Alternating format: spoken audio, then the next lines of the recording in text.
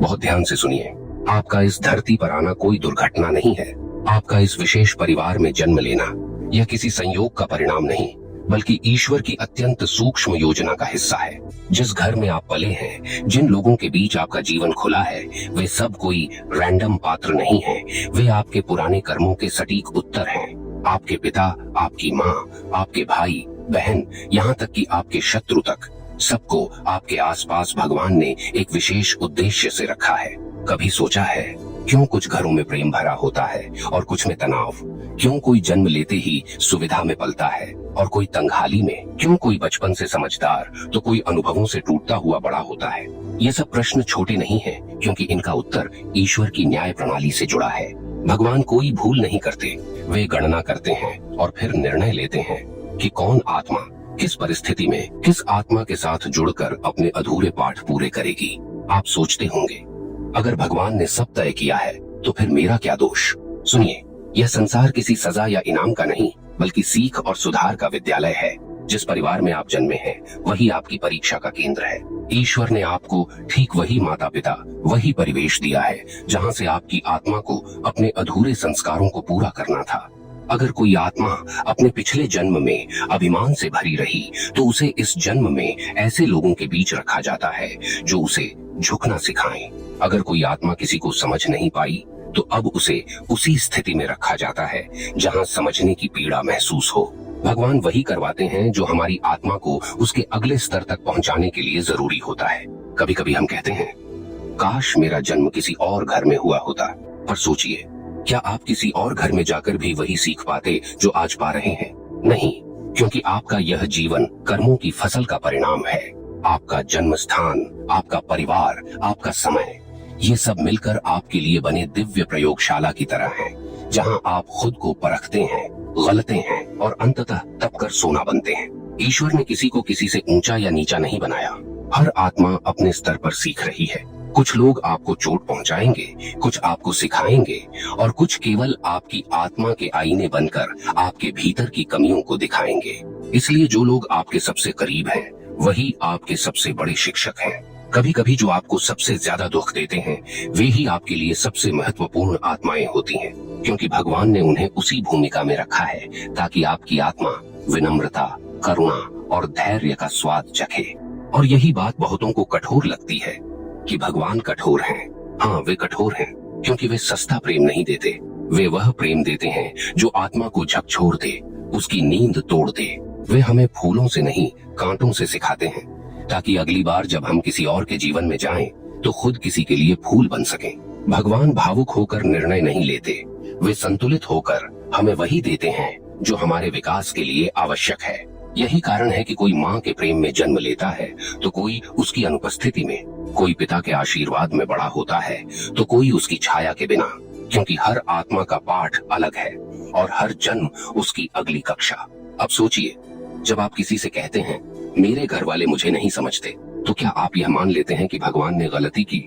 नहीं, उन्होंने आपको वहीं रखा जहां आपकी आत्मा को अपनी स्वीकृति की भूख को समझना था। आपको यह जानना था कि आपको स्वीकार करने वाला कोई और नहीं, बल्कि ईश्वर स्वयं है। जब यह समझ आ जाती है, तो शिकायतें मिट जाती हैं और आभार शुरू होता है। आपको परिवार से संघर्ष नहीं करना होता, बल्कि उनसे सीख लेनी होती है। आप उन्हें बदलने नहीं आए हैं, आप अपने भीतर कुछ बदलने आए हैं। यही है जन्म का कारण। कभी यह मत सोचिए कि भगवान ने आपके साथ अन्याय किया है। वे तो केवल न्याय की डोर को इतने सुंदर ढंग से खींचते हैं कि हमें लगता है, क्यों मैं? पर भीतर से उनकी आवाज कहती है, क्योंकि अब तुम तैयार हो। अगर आप इस बात को समझ गए कि आपका जन्म, आपके घर का चयन, आपके परिवार के रिश्ते, ये सब दिव्य योजित हैं, तो आपकी आधी उलझनें आज ही खत्म हो जाएंगी। आपके दुख का कारण यह नहीं कि भगवान दूर हैं, बल्कि यह कि आप उनके खेल को समझ नहीं पाए। भगवान कोई भी आत्मा गलत जगह नहीं भेजते।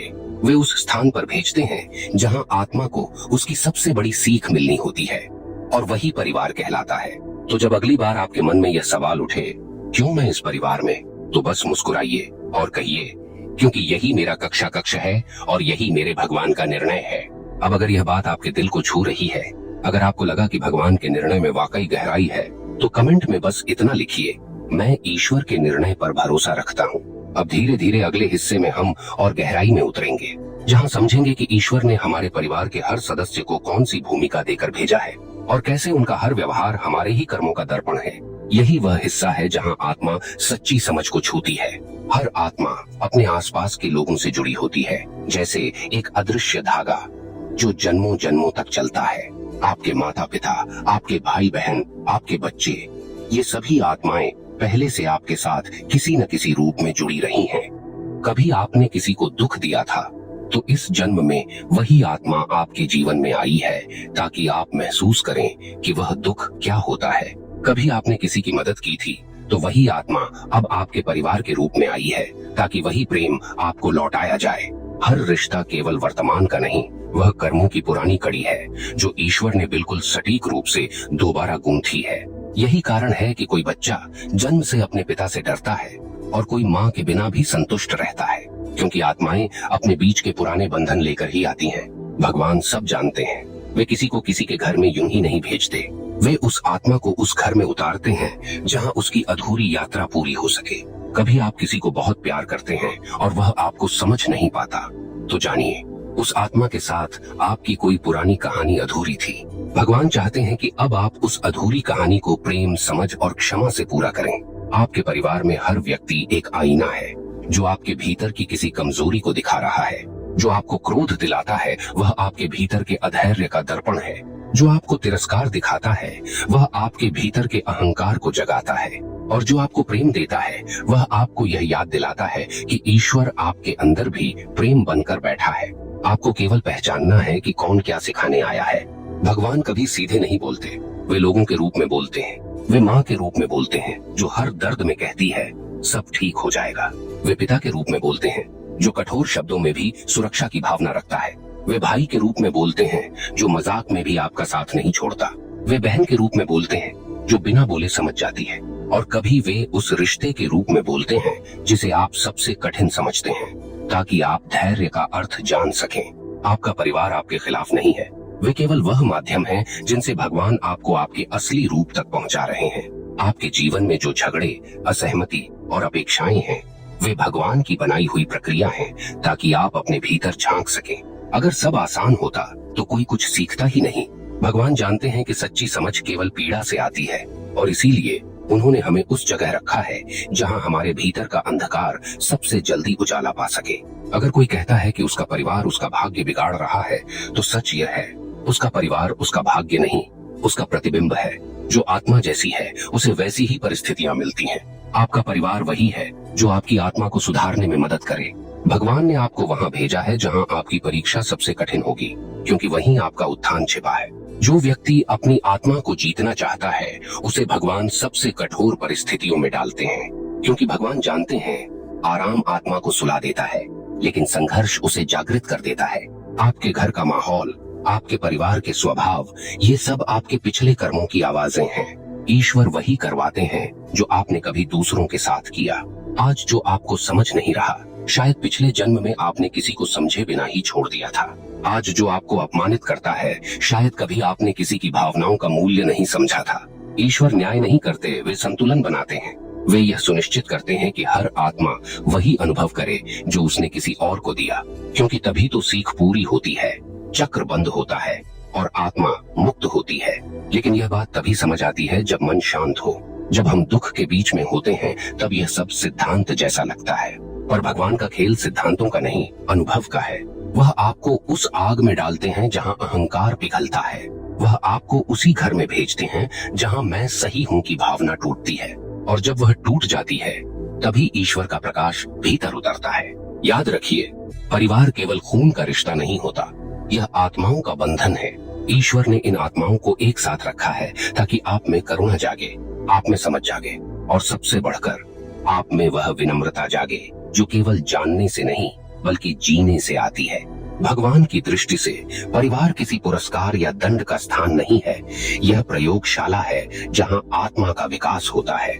तो जब कभी आपको लगे कि आपके घर वाले आपको नहीं समझते, तो अपने भीतर यह कहिए, धन्यवाद भगवान, आपने मुझे यह सीखने का अवसर दिया, क्योंकि वही क्षण आपकी आत्मा के सबसे बड़े विस्तार का होता है।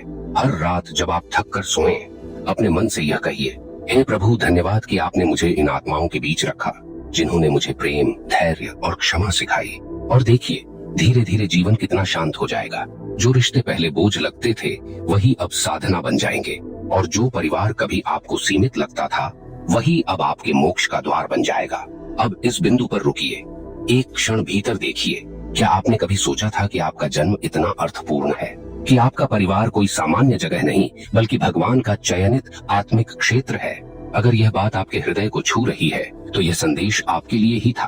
अब तैयार हो जाइए अगले और अंतिम हिस्से के लिए, जहां हम जानेंगे कि जब आत्मा इस समझ तक पहुंच जाती है कि सब कुछ ईश्वर का है, तो परिवार, संबंध और जीवन सब एक ही प्रकाश में विलीन हो जाते हैं। जब आत्मा यह समझ लेती है कि उसका परिवार कोई संयोग नहीं बल्कि ईश्वर की योजना का माध्यम है, तो जीवन अचानक बदलने लगता है। वह हर रिश्ते में अर्थ खोजने लगती है, हर चोट में संदेश, हर दूरी में संकेत, हर मौन में एक दिव्य संवाद सुनाई देने लगता है। और यह वही क्षण होता है जब इंसान पहली बार ईश्वर को समझना शुरू करता है। भगवान के निर्णयों को स्वीकार करना आसान नहीं होता, क्योंकि वे हमें हमेशा वहां भेजते हैं जहां हमारा अहंकार मरता है, न कि जहां हमारी सुविधा बढ़ती है। वे हमें उन लोगों के बीच रखते हैं जो हमें आईना दिखाएं, न कि वो जो हमें सुकून दें। क्योंकि आत्मा का उत्थान सुकून से नहीं होता, झटके से होता है। और जब आप उन झटकों को समझने लगते हैं तो आप पाते हैं कि भगवान ने आपके चारों ओर कुछ भी व्यर्थ नहीं रखा है। आपका परिवार आपकी आत्मा की कहानी का अगला अध्याय है। कभी कोई सदस्य आपके लिए भगवान का दूत बनकर आता है, जो आपको राह दिखाता है, आपकी रक्षा करता है। कभी कोई व्यक्ति आपके कर्मों का प्रतिबिंब बनकर आता है, जो आपको समझने पर मजबूर करता है कि आपने किसी के साथ क्या किया था। और कभी कोई आत्मा केवल आपको क्षमा सिखाने आती है। ईश्वर की दृष्टि से कोई गलत नहीं है, हर आत्मा बस अपनी भूमिका निभा रही है। आप सोचिए, अगर भगवान हर आत्मा को एक मंच पर खड़ा करें तो कोई पिता बनेगा, कोई माँ, कोई संतान, कोई विरोधी, कोई मित्र। सबका उद्देश्य एक ही है, आत्मा को उसकी पूर्णता तक पहुंचाना। अब अगर आप किसी पात्र से लड़ने लगेंगे तो आप भगवान की पटकथा को चुनौती दे रहे हैं। पर जब आप उस पात्र को समझने लगते हैं तो आप ईश्वर के साथ चलना शुरू कर देते हैं। भगवान ने आपको उस परिवार में इसलिए नहीं भेजा कि आप उनसे जीतें, बल्कि इसलिए भेजा कि आप अपने भीतर को जीतें। जो आत्मा यह बात समझ लेती है वह कभी किसी से रुष्ट नहीं रहती। वह जानती है यह सब उसी का खेल है। जब पिता कठोर बनते हैं तो वह जानती है कि यह मेरे धैर्य की परीक्षा है। जब माँ चिंता करती है तो वह जानती है कि यह प्रेम का रूप है। जब भाई नाराज होता है तो वह जानती है कि यह पुराने कर्मों का बकाया है। और जब कोई सदस्य आपको छोड़ देता है तो वह समझती है कि अब वह आत्मा अपना पाठ पूरा कर चुकी थी। हर मिलन का एक उद्देश्य होता है और हर बिछड़ना एक आशीर्वाद। भगवान कभी गलती नहीं करते, वे केवल आत्माओं की अदला बदली करते हैं ताकि हर आत्मा अपनी यात्रा पूरी कर सके। जो आज आपके परिवार में है वे शायद कल किसी और आत्मा के साथ होंगे, पर उनका आपके जीवन में होना यह आपकी आत्मा के पाठों का संकेत है। जब आप यह जान जाते हैं कि मेरा परिवार ईश्वर की दी हुई कक्षा है तो शिकायतें खत्म हो जाती हैं। फिर चाहे किसी ने आपको धोखा दिया हो या प्यार, आप उसे भी प्रणाम करते हैं, क्योंकि आप समझते हैं कि वह केवल एक माध्यम था। ईश्वर ने उसके माध्यम से मुझे कुछ सिखाया। और जो यह समझ लेता है वह फिर कभी दूसरों से बदला नहीं लेता। वह केवल भगवान से कहता है, धन्यवाद, आपने मुझे दिखाया कि मेरे भीतर क्या बदलना था। यही सच्ची भक्ति है, जहाँ इंसान भगवान से सिर्फ मांगना नहीं, उनके निर्णय को भी समझना सीख लेता है। जहाँ वह यह जान लेता है कि ईश्वर ने मुझे इस परिवार में इसलिए नहीं भेजा कि मैं सुख पाऊं, बल्कि इसलिए भेजा कि मैं स्वयं को पहचानूं। और यह पहचान ही मोक्ष की पहली सीढ़ी है। जब आप यह महसूस करने लगते हैं कि यह सब मेरे ही लिए है, तो क्रोध, दुख और पीड़ा सब अपने अर्थ खो देते हैं। फिर हर सुबह आप अपने परिवार को देखकर मुस्कुराते हैं। आप समझते हैं कि ये आत्माएं मुझे उसी ईश्वर की ओर ले जा रही हैं जिससे मैं आया हूँ। जब आत्मा इस स्थिति में पहुँचती है तो परिवार अब बंधन नहीं रहता, वह साधना बन जाता है। हर संवाद अब विवाद नहीं बल्कि तपस्या बन जाता है। हर रिश्ते की जटिलता अब भगवान का संगीत लगने लगती है। और फिर आत्मा कहती है, प्रभु धन्यवाद कि आपने मुझे इन आत्माओं के बीच रखा। इनसे ही मैंने सीखा कि प्रेम क्या है, धैर्य क्या है और त्याग क्या है। उस क्षण आत्मा स्वतंत्र हो जाती है, क्योंकि अब वह किसी से कुछ चाहती नहीं, वह केवल अनुभव करना चाहती है। अब परिवार उसके लिए केवल संबंध नहीं, प्रभु का प्रतिरूप है। वह हर चेहरे में भगवान को देखने लगती है। और यही वह अवस्था है जहाँ मनुष्य भक्त बनता है। भगवान कभी सीधे नहीं कहते मैं हूँ, वे रिश्तों के रूप में प्रकट होते हैं और धीरे धीरे कहते हैं, पहचानो मुझे। जो पहचान लेता है वह धन्य हो जाता है, क्योंकि तब उसके लिए जीवन का हर क्षण भक्ति का मार्ग बन जाता है और यहीं पर आपकी यह यात्रा अपने चरम पर पहुंचती है। अब जब भी जीवन में यह प्रश्न उठे, मेरा जन्म इस परिवार में क्यों हुआ, तो भीतर से उत्तर दीजिए, क्योंकि प्रभु ने मुझे यही दिया जहां मेरी आत्मा को खुद से मिलना था। अगर यह बात आपके भीतर तक उतर गई हो, अगर आपने महसूस किया कि हर रिश्ता वास्तव में ईश्वर का संदेश है, तो इस क्षण बस अपने हृदय से एक धन्यवाद निकलने दीजिए। कमेंट में लिखिए, धन्यवाद प्रभु, आपने मुझे मेरे कर्मों की सच्चाई दिखा दी। और इस वीडियो को लाइक कीजिए, क्योंकि शायद किसी और की आत्मा को भी यह संदेश चाहिए। आप अभी भक्ति के मार्ग पर हैं, जहां हर शब्द आत्मा को छूने के लिए लिखा जाता है, जहां हर कहानी भगवान तक पहुंचने की सीढ़ी बनती है। धन्यवाद दोस्तों।